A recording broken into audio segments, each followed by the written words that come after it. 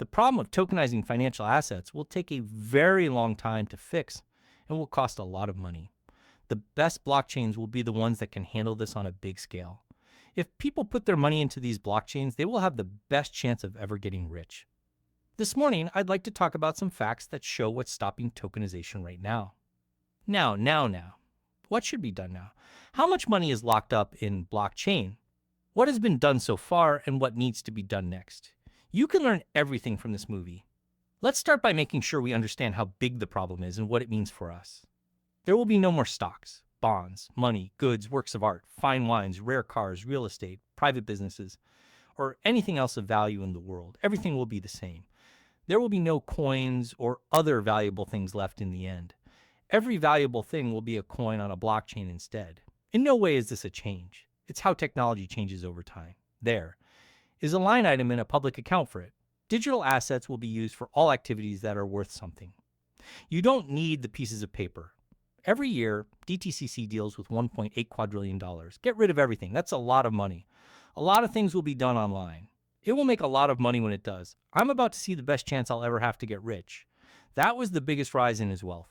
We'll see over the course of his life will also happen to us. We just need to get ready and pick the right blockchains. Let's pray and hope that everything goes as planned after that. This is also Clearbank. Someone who might be a member of Riffle and has accounts with Coinbase, Kraken FX, and CRYPTO.com says that $2 quadrillion worth of stocks, bonds, real estate, and swaps will be digitally zed and tokenized into tiny bits. They are wrong, so we don't agree with them. We think things are about to change. Point, not a sad low point in the next 15 to 30 days. What are you going to do? Okay, this is Jack McDonald from Ripple. He's in charge of R, L, USD, and safe coins. That's important for you to understand because things would have gone well if they had sat in the right chairs. He would have been here. The person in charge should have been here, but Emma is here and this other person is here. But they switched places, which made me a little lost. This is what I saw. I told them, wait, I need to tell you something. Days to figure out what to do. We think you should plan your new road over the next 30 to 90 days.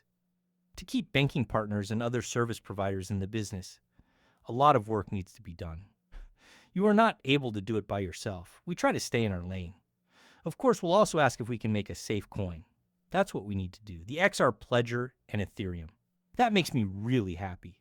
It's important to lock up people who help banks. For banks that want to work with a blockchain company, Ripple is one of the best teams to work with since they all have the same professional background. Okay? They're not just some guys hanging out at home making joke coins. These are important people dealing with the biggest and most important banks in the world. They are very important to us because of this. Of course, Chainlink will be a part of this too. Next, Chainlink's CEO says that the company is trying to fix a problem that is worth $1 quadrillion. There will be coins made out of quadrillions. 4 billion. 4 billion. That's right. That's the point. People should know this, right? This has nothing to do with an extra trillion. I'm talking about quadrillions, okay? I think we know what we need to do to fix the problem. Can we talk about what kind of money? A great deal of quadrillions. Lawrence needs to give this some thought and then sum it up in 23 seconds. Then we'll talk about how much worth has been added so far. Why doesn't there seem to be a big bang or a flip of the switch moment? I understand everything you need to know. Case in point, I've said before that we back digitizing goods when it comes to Bitcoin.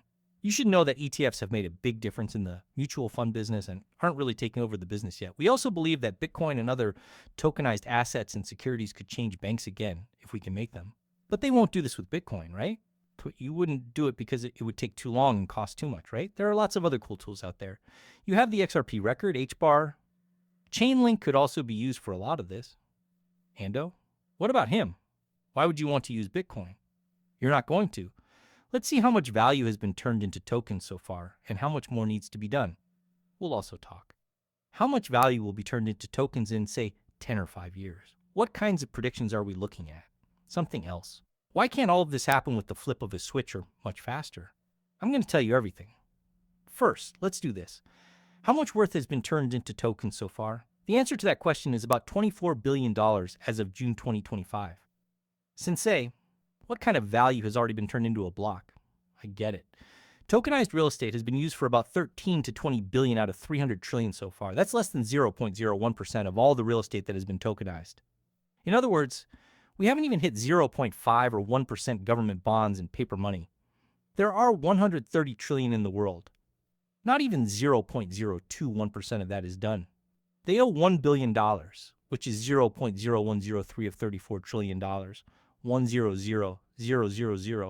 Zero goods are available. 13,400,000,000 is just gold, which is less than 1%. 24% of all the things that are worth something in the real world are less than. We're still not even close to 0.1%, let alone 0.5%. We are still in the very early stages of tokenizing financial goods. Why do some people say this market will last forever? We're not even close to being useful yet. If you look at the facts, we're not even close. Doesn't this happen already? First, we need to make some guesses. We can then figure out what's holding it up. I think these things will happen.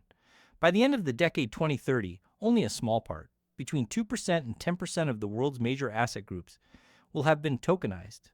The assets in question are worth hundreds of trillions or quadrillions of dollars all over the world. The amount could range from $2 to $16 trillion. Say, by 2035, tokenized real estate could be worth $4 trillion. This is still a small amount of the $300 trillion worth of assets in the world real estate market. Not even 2%. In 10 years, that's not even 2%. That's not good enough. That's not okay.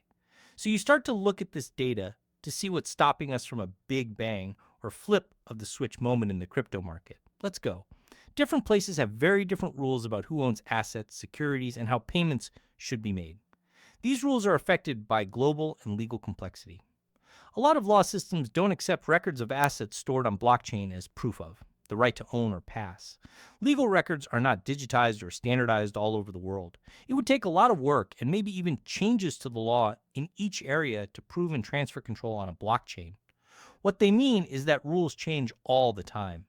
I where in the world, and the rules in most of them have been changed recently so that you can give someone else immediate ownership of something like a house or an item. What do you do after they buy it to give them power? This is what they mean by how things work. Making rules that all countries will follow is the best thing that can be done. This could be done by a group of 20 countries called the G20. That's how you always make worth flow. But right now, everyone is busy with their own things. There's no need to talk about the whole world. I think that will make it harder to adopt in the future. Buildings for running things. Companies that deal with money, like banks, safe deposit boxes, and swaps. They all use different, and sometimes very old, tech that doesn't work with any of them. All assets would have to be moved to tokenized systems if the financial system as a whole got better. Blockchain use alone wouldn't be enough. It's hard to change everyone around the world because there are many blockchains that don't work with each other and old standards. This is especially true for markets, both public and private, that are linked to tens of thousands of different back office systems. How do you connect all of these blockchains? Also, how do you make all of these back office tools work with